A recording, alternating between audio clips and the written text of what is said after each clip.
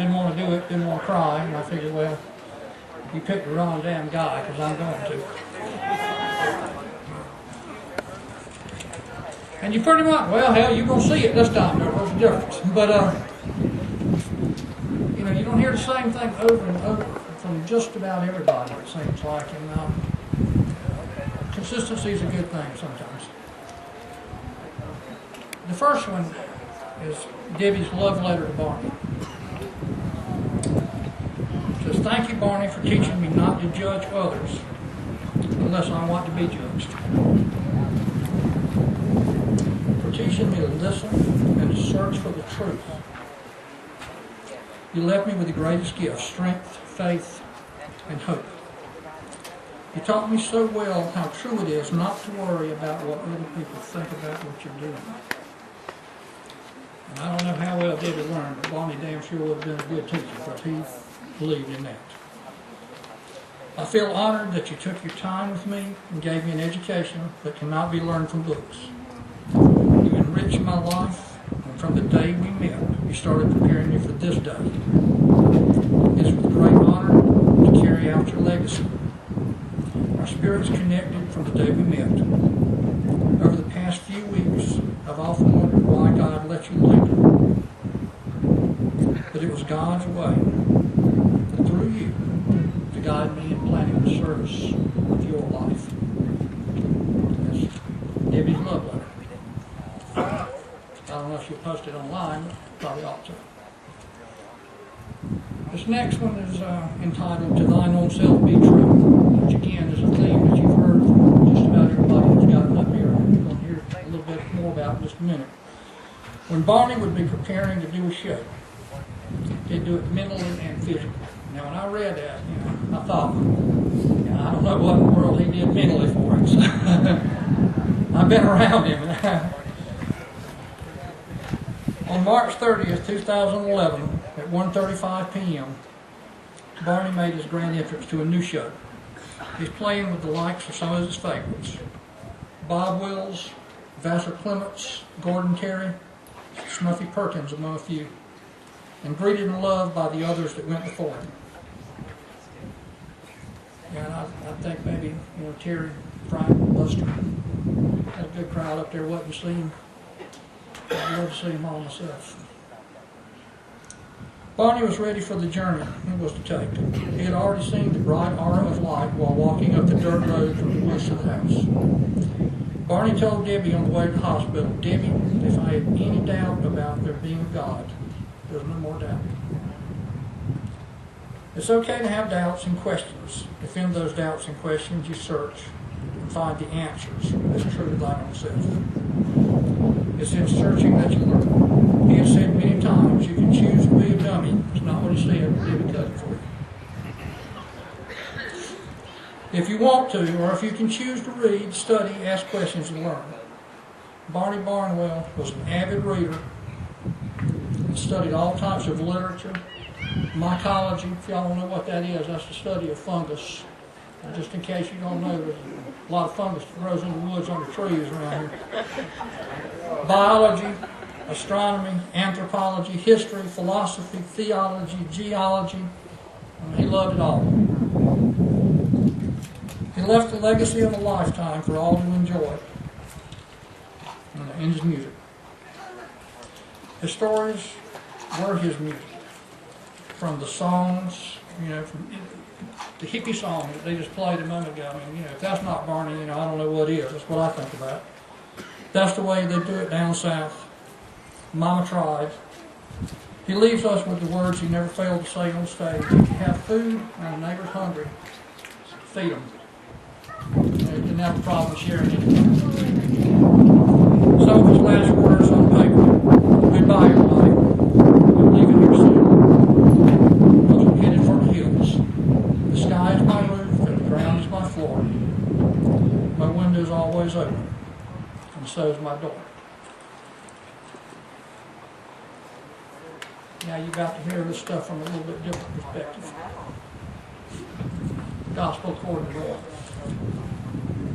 Look out and see a bunch of friends that we've had a good time with over, for me it's been the last 10 years. I'm sure some of you a lot closer to 20. And I think this whole festival, and certainly today, is about nothing but friendship. I've got a friend out there sitting with my bride. Thank goodness he moved his hand just now. His name's Sid Singleton. One time, Sid's a lot like Barney. He likes to sit around and think too much. But one time Sid was telling me he thought friends were a lot like clothes. They came to you one way or another. You tried them on. Some of them fit better than others. Some of them wore out faster than others. You know what I'm saying? Some of them you really loved, and you were willing to, to cut them off and make shorts out of them if they were long. You're willing to take them in and let them out. You're willing to do about anything with them. Those are the real precious ones in life. For some reason, Barney was that old toad for me. It's the guy I wanted to talk to when there was a bunch of crazy stuff going on. And we talked about a bunch of crazy things. You got friends you can talk to when your car's broke. You got friends you can talk to when your bird dog just got killed. And you got friends that you need to talk to when your daddy's about to get put in a nursing home, or you just found out that you got throat cancer. For some reason, me and Barney hooked onto that side of it. So,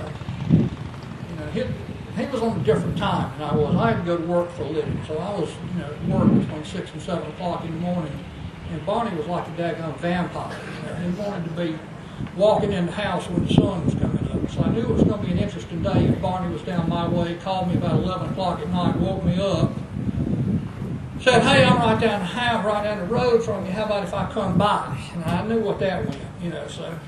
an hour or two later, he'd walk in, we'd be talking about, "Yeah, it's good to see you. Hell, I know the car's running bad. I'm sorry the bird dog busted a cubby." But, 2 or 3 hours later, when he drank a case of beer and I drank a bottle of tequila, we got down to the important stuff. He'd want to talk about religion, sociology, philosophy. He loved it all.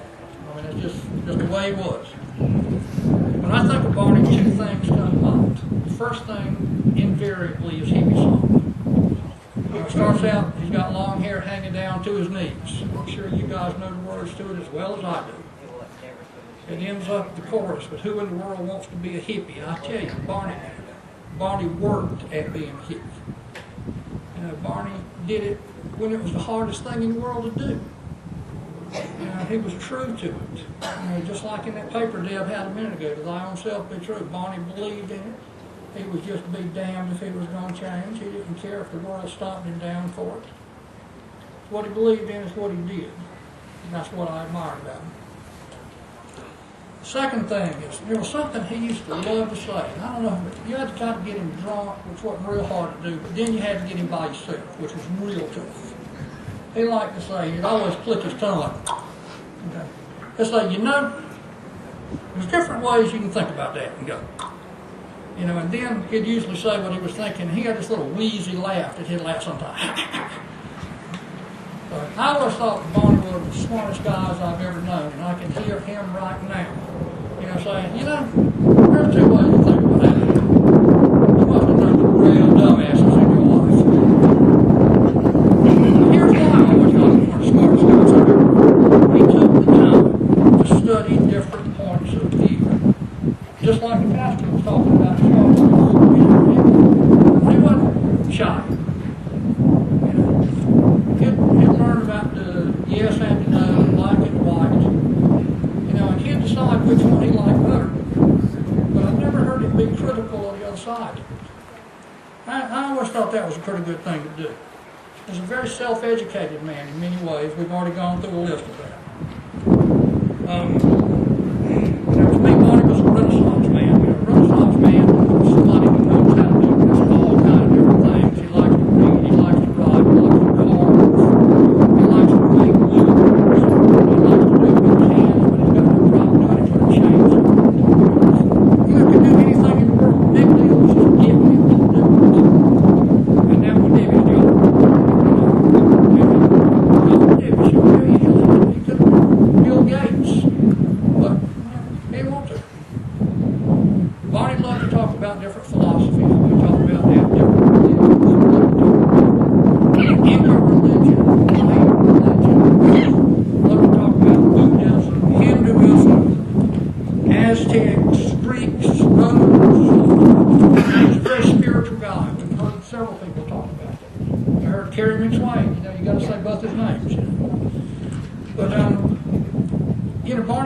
known pretty much whatever came, and I think y'all pretty much know that. You know, in any definition, Jerry Garcia had a famous quote about LSD. He said it's got to be strong because it will make you see God in a flower. Now, you know, Barney must have known that because he saw something divine, you know, some spiritual purpose in everything I ever talked to him about. Now, I thought he was crazy as hell a lot of times, but he would always say something about that, about this plant, about this animal. Y'all remember the little deer that he fell in love with? You know, possum. I'm sure there's millions of them I don't know about. You know, Barney loved to compare different religions. You know, again, I think it was the pastor talking about that. You know, again, 1 o'clock in the morning, we both had too much to drink, but that's what he wanted to talk about when he was in that mood. He'd love to talk about a theory, and Pastor, maybe you know this. There's something called the Anunnaki. It's basically, you see stuff on TV about a spaceship coming down to Earth, and that's how the religions got started in the Andes Mountains and over in Egypt at the same time. Love to talk about that stuff. And that's when I was falling asleep, so I can't tell you what any of it means, but go read it up. You know, Barney probably wrote it. So, you know, there's different ways you can think about it, it's the bottom line. Barney told me one time, he said, Roy, when you get right down to it, don't matter if you're Christian, Muslim, whatever, you can take 2 Christians, you can take 2 Muslims. You can ask them what God looks like, they're going to have a different picture in their head.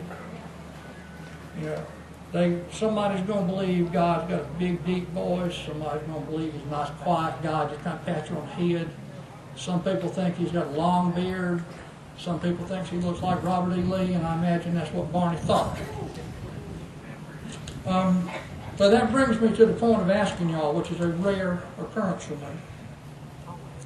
In the spirit of Billy Graham, there's another hero of mine. He's a hero because he stood up for his beliefs, and he really went out of his way not to criticize the beliefs of others. So how about we stop for just a minute? And like Billy Graham used to say, with every eye closed and with every head bowed, to the God of our own individual and unique understanding, I ask that you continue to guide the spirit of Barney Barnwell on the journey. Help him to know that we all appreciate the impact that his life has had on each of our lives. Thank you. I love you, David.